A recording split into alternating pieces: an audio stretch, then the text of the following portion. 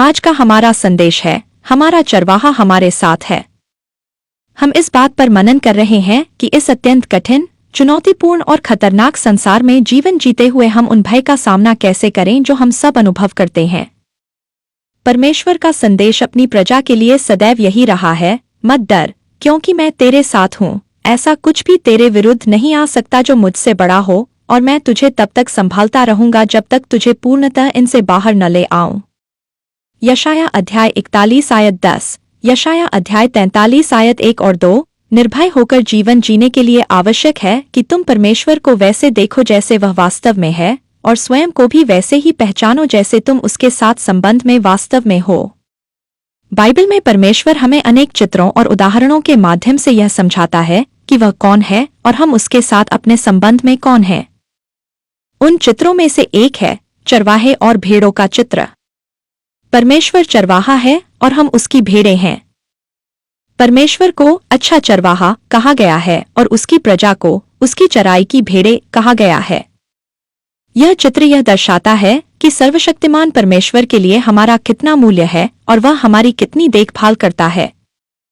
एक अच्छे चरवाहे की यह छवि, जो अपनी भेड़ों की देखभाल करता है, उन लोगों के लिए बहुत गहरा अर्थ रखती थी जिनके लिए बाइबल की पुस्तकें मूल रूप से लिखी गई थी, अर्थात यहूदी लोग, इस्राएल की प्रजा। बाइबल में वर्णित घटनाएं मुख्यतः इस्राएल की भूमि में घटीं, जहां की संस्कृति में भेड़ों को बहुत मूल्यवान माना जाता था और लोग भली भांति समझते थे कि एक अच्छे चरवाहे को अपनी भेड़ों के लिए कैसी देखभाल करनी होती है। भेड़ें इस्राएल की सबसे मूल्यवान संपत्तियों में से थीं, परंतु क्योंकि वे पूर्णतः निर्भर प्राणी हैं, उन्हें अन्य किसी भी पशु वर्ग की अपेक्षा अधिक ध्यान और देखभाल की आवश्यकता होती है। वे एक अच्छे चरवाहे की व्यवस्था, सुरक्षा और मार्गदर्शन के बिना जीवित नहीं रह सकती। चरवाहे को अपनी भेड़ों के लिए उत्तम चरागाह और जल की व्यवस्था करनी होती है, उन्हें शिकारी जीवों से सुरक्षित रखना होता है और ऐसे मार्ग पर ले जाना होता है जिससे उनकी सभी आवश्यकताएं पूरी होती रहें। पिछले 3 सप्ताहों से हम एक भजन पर ध्यान केंद्रित कर रहे हैं, जिसे इस्राएल के सबसे प्रसिद्ध राजाओं में से एक राजा दाऊद ने लिखा। उसने भजन संहिता अध्याय 23 की रचना की, जो संभवतः बाइबल का सबसे प्रसिद्ध भजन है। भजन संहिता अध्याय 23 में दाऊद ने प्रभु को अपना चरवाहा कहा और यह वर्णन किया कि परमेश्वर का उसके लिए व्यवस्था करना, उसकी रक्षा करना और उसका मार्गदर्शन करना क्या अर्थ रखता है। दाऊद ने इस्राएल का राजा बनने से पहले अपने युवावस्था के दिन एक चरवाहे के रूप में बिताए थे। वह अपने व्यक्तिगत अनुभव से भली भांति जानता था कि भेड़ों को कितनी देखभाल की आवश्यकता होती है और एक अच्छा चरवाहा बनने के लिए, अर्थात ऐसा चरवाहा जो अपने कार्य में कुशल हो, क्या क्या करना पड़ता है। इस भजन की संभवतः सबसे प्रसिद्ध पंक्ति है, चाहे मैं घोर अंधकार की तराई में होकर चलूं, तो भी हानि से न डरूंगा, क्योंकि तू मेरे साथ रहता है। भजन संहिता अध्याय 23 आयत 4। मृत्यु की छाया की तराई यही जीवन है। दाऊद जानता था कि उसका चरवाहा, प्रभु, उसके साथ है जब वह जीवन के मार्ग पर चलता है, इसलिए वह भयभीत नहीं हुआ। आज हम और अधिक विचार करेंगे कि परमेश्वर का हमारे साथ हमारे चरवाहे के रूप में होना वास्तव में क्या अर्थ रखता है। चरवाहे और भेड़ों की यह उपमा हमारे और सर्वशक्तिमान परमेश्वर के बीच संबंध के अनेक पहलुओं को प्रकट करती है। ये चित्र हमें परमेश्वर के हमारे प्रति दृष्टिकोण को समझने में सहायता करते हैं, और यही समझ हमें भय से मुक्त होकर जीवन जीने में समर्थ बनाती है। परमेश्वर ने पुरुष और स्त्री को इस उद्देश्य से रचा कि वे उसके पुत्र और पुत्रियां बनकर उसके साथ प्रेमपूर्ण संबंध में जीवन व्यतीत करें और अपने जीवन के द्वारा अपने स्वर्गीय पिता की महिमा और आदर बढ़ाए। इफिसियों अध्याय 1 आयत 4 और 5। हम सृष्टि के कारण परमेश्वर के हैं, क्योंकि उसी ने हमें बनाया है, परंतु हम सबने पाप के द्वारा परमेश्वर से स्वतंत्रता चुन ली है। रोमियो अध्याय 3 आयत 23। बाइबल हमें उन भेड़ों के समान कहती है जो भटक गई हैं। जैसा कि लिखा है, हम सब भेड़ों के समान भटक गए हैं, हम में से हर एक ने अपनी अपनी राह चुन ली है, अर्थात हमने परमेश्वर के मार्गों को छोड़कर अपनी राहों का चुनाव किया। शाया अध्याय 53 आयत 6। मनुष्य भेड़ों के समान निर्भर प्राणी हैं। हमें इस प्रकार रचा गया है कि हम अपने सृष्टिकर्ता पर निर्भर होकर जीवन जिए। उसके बिना हम न केवल अपने सृजे जाने के उद्देश्य, जो कि उसके पुत्र और पुत्रियां होना है, उससे भटक जाते हैं, बल्कि हमारे पास कुछ भी नहीं रहता, हम कुछ भी नहीं जानते, हम कुछ भी नहीं हैं और हम कुछ भी नहीं कर सकते। इस संसार में जितनी भी पीड़ा और दुख है, उसका कारण यही है कि मनुष्य अपने सृष्टिकर्ता और स्वामी से भटक गए हैं और अपने बनाए जाने के उद्देश्य के विपरीत जीवन जीते और कार्य करते हैं। पिछले अध्ययनों में हमने यह देखा है कि दाऊद अपने अनुभव से जानता था कि भेड़ें भटक जाती हैं, और क्योंकि भेड़ें मूल्यवान होती हैं, जब वे भटक जाती हैं तो एक अच्छा चरवाहा उन्हें ढूंढने जाता है ताकि उन्हें बचाकर फिर से लौटा सके, न कि उन्हें दंड दे या डांटे। इस्राएल के लोग यह भली भांति समझते थे कि क्योंकि भेड़ों का मूल्य होता है, इसलिए अच्छा चरवाहा खोई हुई भेड़ों को ढूंढने जाता है। यह उनकी संस्कृति का एक भाग था। वे इसे अपने अनुभव से जानते थे। जब इस्राएल बार बार और लगातार मूर्ति पूजा के कारण अपने देश से निकालकर अन्य राष्ट्रों में बिखेर दिया गया, तब परमेश्वर ने अपने आप को उनके सामने एक अच्छे चरवाहे के रूप में प्रकट किया, जो भटकी हुई भेड़ों को खोजकर उन्हें अपने पास वापस लाता है। जैसा कि लिखा है, मैं उस चरवाहे के समान होऊंगा जो अपने बिखरे हुए झुंड को ढूंढता है। मैं स्वयं अपनी भेड़ों की खोज करूंगा। मैं उन्हें चराऊंगा और उन्हें चैन से बैठाऊंगा। परमप्रधान यहोवा की यही वाणी है। जो खो गई हैं, उन्हें मैं ढूंढूंगा, जो भटक गई हैं, उन्हें मैं लौटा लाऊंगा, जो घायल हैं, उन्हें मैं बांधूंगा और जो निर्बल हैं, उन्हें मैं बल दूंगा। यहेजकेल अध्याय 34 आयत 12 से 16। जब यीशु पृथ्वी पर था और उसके समय के धार्मिक अगुवों ने उससे यह प्रश्न किया कि वह पापियों के साथ क्यों रहता है, तब यीशु ने खोई हुई भेड़ों के बारे में कई दृष्टांत सुनाए।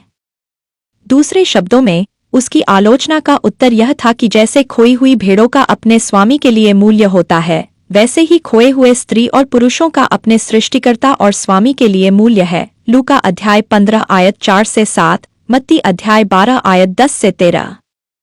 यीशु ने अपने लिए अच्छा चरवाहा की उपाधि ली। उसने कहा, मैं अच्छा चरवाहा हूँ। अच्छा चरवाहा भेड़ों के लिए अपना प्राण दे देता है। यूहन्ना अध्याय 10 आयत 11। 2000 वर्ष पहले परमेश्वर, जो अच्छा चरवाहा है, अपनी खोई हुई भेड़ों को खोजने और बचाने के लिए पृथ्वी पर आया।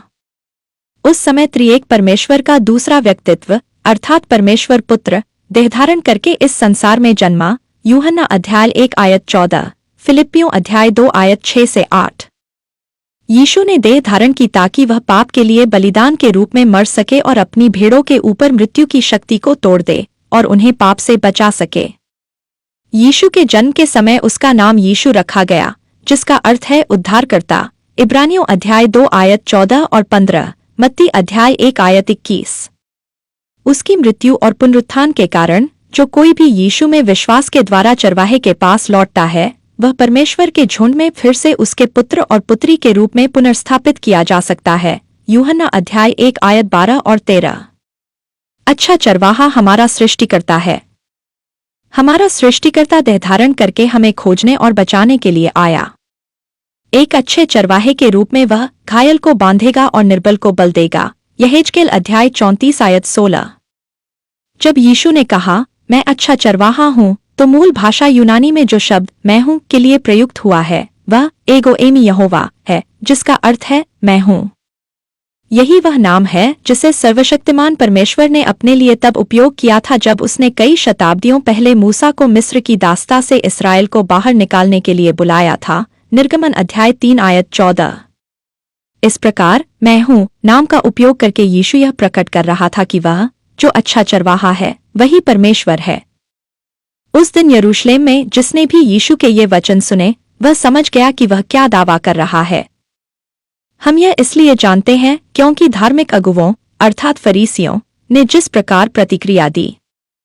जैसा कि लिखा है, मैं तुमसे सच सच कहता हूँ कि इब्राहिम के होने से पहले मैं हूँ। तब उन्होंने उस पर पत्थरवाह करने के लिए पत्थर उठाए, परंतु यीशु मंदिर से निकल गया। यूहन्ना अध्याय 8 आयत 58 और 59। उन अगुवों ने उसे पत्थरवाह करने का प्रयास इसलिए किया क्योंकि उन्होंने समझ लिया था कि वह स्वयं को परमेश्वर बता रहा है, और उनके अनुसार यह निंदा थी, ऐसा पाप जिसकी सजा मृत्यु थी। पहले मसीही लोग इस सत्य को राजा दाऊद से भी अधिक गहराई से समझते थे कि प्रभु हमारा चरवाहा है, क्योंकि उन्होंने उसे पृथ्वी पर आते हुए देखा, खोई हुई भेड़ों को खोजने के लिए और फिर अपनी भेड़ों के लिए अपना जीवन देने के लिए। प्रेरित पतरस, जो यीशु के प्रथम अनुयायियों में से एक था, उसने अपने एक पत्र में लिखा, मसीह ने पापों के लिए एक बार दुख उठाया ताकि वह हमें परमेश्वर के पास पहुंचा दे। पहला पत्रस अध्याय 3 आयत 18। अच्छे चरवाहे ने इस उद्देश्य से अपने प्राण दिए कि हमारे लिए मार्ग खुल जाए, जिससे हम अपने सृजे जाने के उद्देश्य में पुनः स्थापित हो सकें, अर्थात हम उसके पवित्र और धर्मी पुत्र और पुत्रियां बने, जो अपने पिता परमेश्वर के साथ प्रेमपूर्ण संबंध में जीवन व्यतीत करते हैं। खोई हुई भेड़ों के प्रति अच्छे चरवाहे के दृष्टिकोण पर ध्यान दें। उसने उनके भटक जाने के कारण उन्हें डांटा या तिरस्कृत नहीं किया।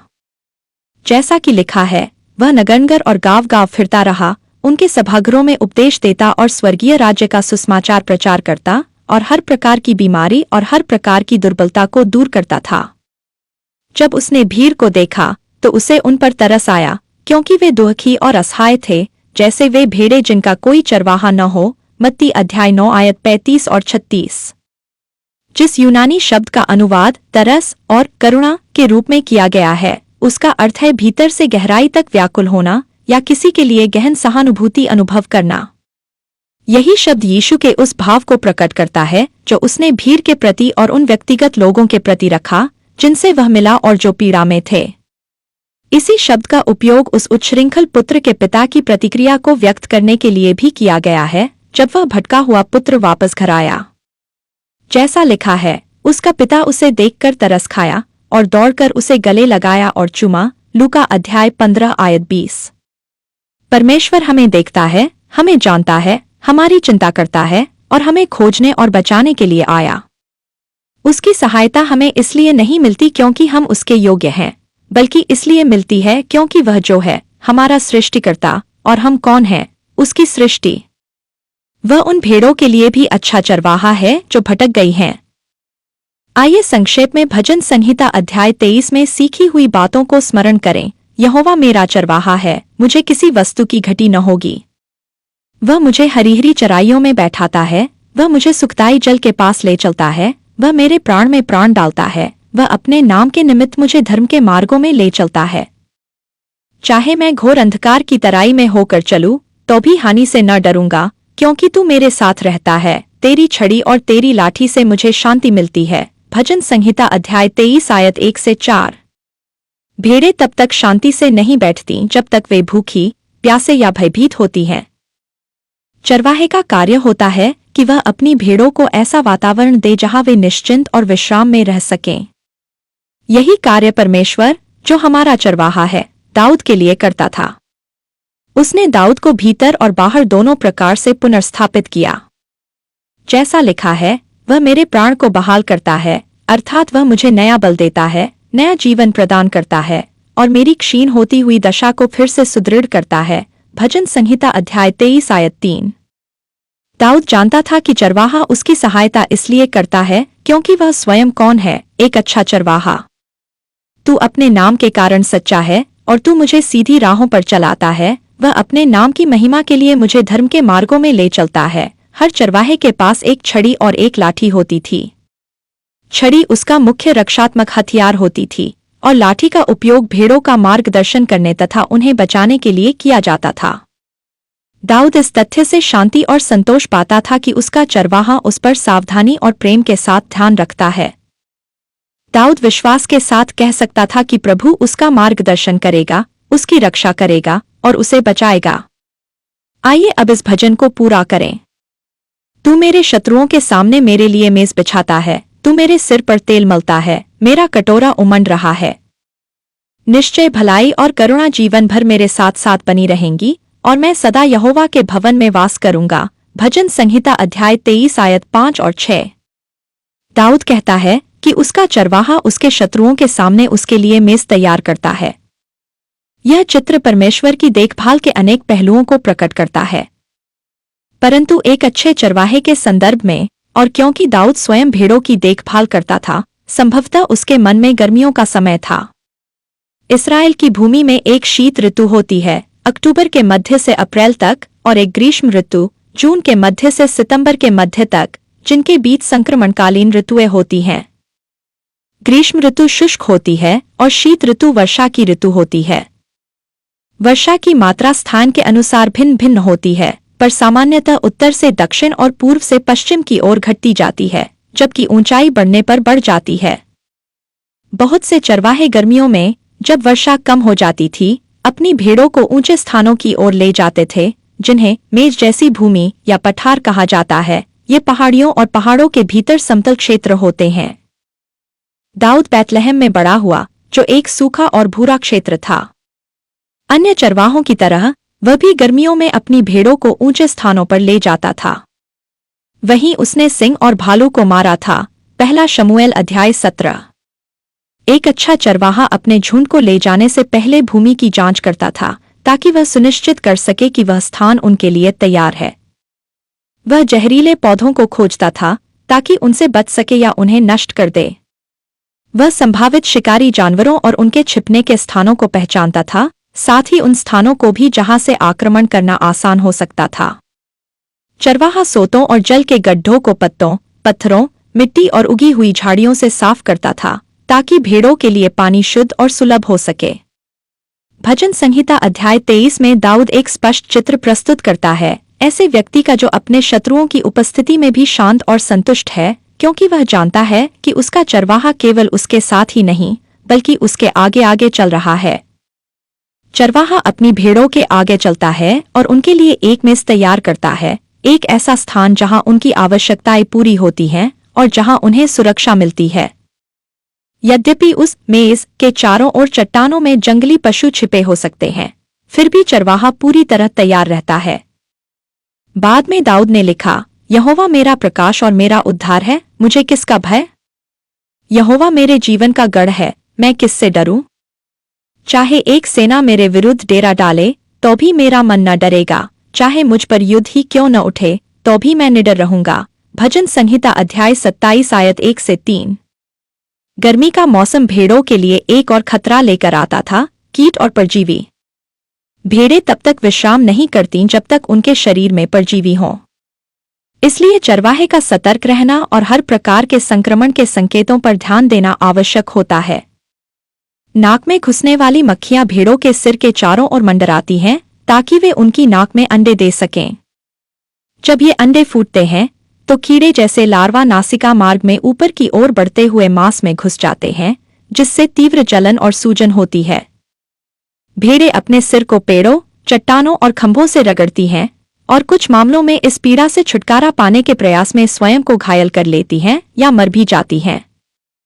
अत्यधिक स्थिति में यह संक्रमण अंधेपन तक ले जा सकता है।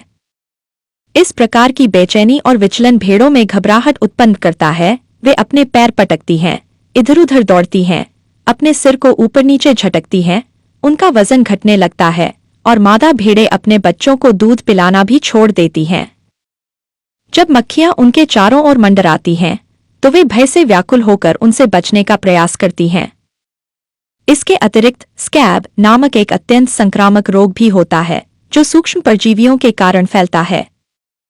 यह रोग भेड़ों के सीधे संपर्क से फैलता है, विशेषकर तब जब वे आपस में स्नेह के साथ अपने सिर रगड़ती हैं। इन दोनों स्थितियों, चाहे नाक की मक्खियां हो या स्कैब, का प्रभावी उपचार केवल एक ही है, मरहम या तेल का लेप। यह मरहम अलसी के तेल, गंधक और अन्य तत्वों से बनाया जाता था। कभी कभी भेड़ों को डुबोकर भी उपचार किया जाता था, परंतु यह सुनिश्चित करने के लिए कि सिर का पूरा उपचार हो, चरवाहा अपने हाथों से उनके सिर पर यह तेल लगाता था। यह अभिषेक भेड़ों को फिर से शांति और विश्राम में लौटा देता था। एक अच्छा चरवाहा अपनी भेड़ों के सिर पर तेल मलकर उन्हें राहत देता है। भजन संहिता अध्याय 23 आयत 5। पवित्र शास्त्र में तेल का उपयोग पवित्र आत्मा के प्रतीक के रूप में किया जाता है। इस विषय पर किसी और दिन विस्तार से चर्चा करेंगे। जो उद्धार परमेश्वर प्रदान करता है, वह मनुष्य को पूर्णतः उस स्थिति में पुनर्स्थापित करना है जिसके लिए उसे आरंभ में रचा गया था। पाप के द्वारा जो हानि मानव परिवार को पहुंची थी, उसे यीशु के बलिदानी मृत्यु के आधार पर और पवित्र आत्मा की सामर्थ्य के द्वारा पूर्ण रूप से ठीक करना। दाऊद अपने भजन का समापन इन शब्दों के साथ करता है, मेरा कटोरा उमड़ रहा है। निश्चय भलाई और करुणा जीवन भर मेरे साथ साथ बनी रहेंगी और मैं सदा यहोवा के भवन में वास करूंगा। भजन संहिता अध्याय 23 आयत 6। पवित्र शास्त्र में कटोरा शब्द का प्रयोग प्रतीकात्मक रूप से मनुष्य के जीवन की दशा को व्यक्त करने के लिए किया जाता है। दाऊद ने इस कथन के माध्यम से अपने जीवन का सार प्रकट किया, क्योंकि यहोवा मेरा चरवाहा है, मैं संतुष्ट हूँ। दाऊद जैसे चरवाहे तूफानों के समय भी अपनी भेड़ों के साथ रहते थे और ठंड तथा वर्षा के कारण जो भेड़ें संकट में होती थीं, उनके प्रति सतर्क रहते थे। विशेषकर छोटे मेमने, जिनके शरीर पर अभी पूरा ऊन नहीं होता, उन्हें अधिक देखभाल की आवश्यकता होती है। पहली शताब्दी के चरवाहे भेड़ों को गर्म रखने के लिए पानी में मिलाकर दाखरस का उपयोग करते थे। जब यह पेय उनके गले में डाला जाता था तो मेमने शीघ्र ही संभल जाते थे। दाऊद जानता था कि उसका चरवाहा उसे तूफान के बीच में भी और तूफान के बाद भी उसकी हर आवश्यकता की पूर्ति करता है, इसलिए दाऊद संतुष्ट था। दाऊद यह भी जानता था कि चरवाहे की भलाई उसकी आवश्यकताओं को पूरी करती है और उसकी करुणा उसके पापों को ढांप लेती है। एक भेड़ के रूप में दाऊद उस स्थान से संतुष्ट था जहां वह था, अर्थात प्रभु के घर में, जो उसकी निरंतर देखभाल और सतर्कता का स्थान है। दाऊद की इच्छा थी कि वह सदा अपने अच्छे चरवाहे की दृष्टि में, उसकी उपस्थिति में बना रहे। वह जानता था कि परमेश्वर की उपस्थिति ही उद्धार है। भजन संहिता अध्याय 42 आयत 5। निष्कर्ष यह है, अच्छा चरवाहा हमारे साथ है, इस जीवन के मैदान में भी। इसलिए हमें उसी पर ध्यान केंद्रित करना है और उसकी उपस्थिति के प्रति सचेत रहते हुए जीवन जीना है। तब हम शांति में और बिना भय के जीवन जी सकेंगे। हम अगले सप्ताह फिर मिलेंगे। परमेश्वर आप सबको आशीष दे। आमीन।